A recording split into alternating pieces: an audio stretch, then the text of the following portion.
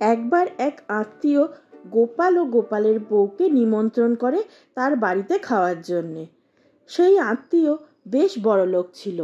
তার গোলা ভরা ধান, পুকুর ভর্তি মাছ, গোয়াল ভরা গরু, বাগান ভর্তি সবজি, সব কিছুই ছিল।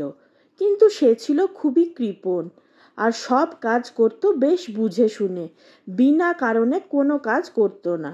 এই আত্মীয়ের সঙ্গে গোপালদের বহুদিন কোনো যোগাযোগ ছিল না, কিন্তু যবে থেকে শুনেছে যে গোপাল রাজবাড়ির কর্মচারী হয়েছে, তখন থেকেই গোপালের সঙ্গে আবার সম্পর্ক গড়তে চাইছে। কিন্তু তার জন্যে তো কোনো একটা ছুতো চাই, কারণ গোপালের বাবা যখন অসুস্থ ছিলেন, তখন এই আত্মীয়ের কাছ থেকে গোপালকে খালি হাতে ফিরে আসতে হয়েছিল। তখন তিনি কোনো রকম সাহায্য করেননি। একরকম বলা যায় পত্রপাঠ গোপালকে বিদায় করেছিলেন। কিন্তু গোপাল বিয়ে করার পরে একটা ছুতো পাওয়া গেছে। সেই আত্মীয় নিজে এসে গোপাল ও তার স্ত্রীকে নিমন্ত্রণ করে গেছে। সুতরাং এখন আর না গিয়ে কোনো উপায় ছিল না। গোপাল তো আগে থেকেই বুঝে গেছে যে এই আত্মীয় নিশ্চয়ই কিছু মতলব আছে, তাই রাজবাড়ির কথা তুললেই গোপাল অন্যদিকে চলে যায়। গোপাল তখন ওর শ্বশুরবাড়ির কথা বলে, শালীদের কথা বলে, বউয়ের হাতে রান্নার প্রশংসা করে। কোনো মতেই রাজবাড়ির থেকে ওকে বিশেষ কোনো সুবিধা পেতে সে দেবে না, তাই কথা তুললেই এড়িয়ে চলে।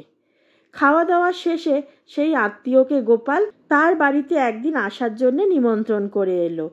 সে ব্যক্তি বলল, আমি তো যাব, তবে আমার স্ত্রী যেতে পারবে না, তিনি বাতের ব্যথায় একদম কাবু।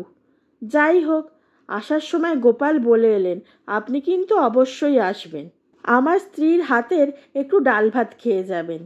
সেই আত্মীয় যথারীতি উপস্থিত হলো একদিন। গোপাল ওর বউকে বলল, দেখো, আমরা গরিব বলে আগে উনি আমাদের তুচ্ছ তাচ্ছিল্য করতেন, এখন রাজার ওখানে কাজ করি বলে হঠাৎ আমার দর বেড়ে গেল।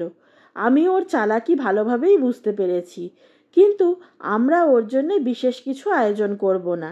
ডাল ভাত খেতে বলেছি, তাই ডাল ভাতই শুধু করবে, এর বেশি কিছু করবে না।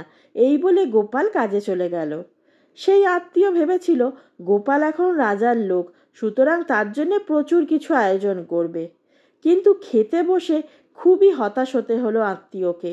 লাল মোটা চালের ভাত, আর ডাল তো নয়, যেন এক বাটি পুকুরের জল, সেখানে ডুব দিয়ে স্নান করা যায়, আর তার সঙ্গে শাক সেদ্ধ। গোপালের বউ কিছুতেই এই রান্না খেতে দিতে রাজি হচ্ছিল না, কিন্তু গোপাল এই রান্না করারই নির্দেশ দিয়ে গেছে, তাই তার নির্দেশ মতন গোপালের স্ত্রী সব কাজ করেছে। সেই আত্মীয়কে যখন আসন পেতে খেতে দিয়েছে, ঠিক সেই সময় গোপাল ঘরে ঢুকে সেই আত্মীয়কে বলতে থাকলো, আমরা যেমন সাদাসিধে মানুষ, তেমনি আমাদের খাওয়া দাওয়াও সাদাসিধে। তারপর থেমে গোপাল বলতে থাকলো, আসলে সেই দিন আপনি আমাদের এত খাইয়েছিলেন যে হজম করতে আমাদের খুব কষ্ট হয়েছিল, কিন্তু আমরা এতই সাদাসিধে খাবার খাই যা হজমের জন্য কোনো সমস্যাই করবে না, তাই আপনার জন্যে এই খাবার তৈরি করেছি, যাতে আপনার হজমে কোনো অসুবিধা না হয়। এই কথা বলে গোপাল বলল, আমরা ঠিক করেছি না বলুন তো? সেই আত্মীয় তো বুঝেই গিয়েছিল গোপালের মারফত বাড়তি কোনো সুযোগ সুবিধা তিনি রাজার কাছ থেকে পাবেন না।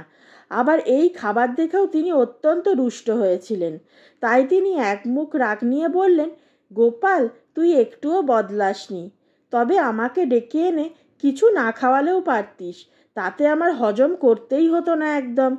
গোপাল তখন একটু মুচকি হেসে বলল, কি যে বলেন, আপনারা আমাদের কতদিনের আত্মীয়, এ কথা কি আমি ভুলে যেতে পারি? গোপালও মনের ঝাল মিটিয়ে নেওয়ার সুবর্ণ সুযোগ হাতছাড়া করল না। এই ধরনের সুন্দর সুন্দর গল্প শোনার জন্য এখনই আমার চ্যানেলটি সাবস্ক্রাইব করে নিন, আর গল্পটি কেমন লাগলো তা অবশ্যই কমেন্ট করে জানাবেন।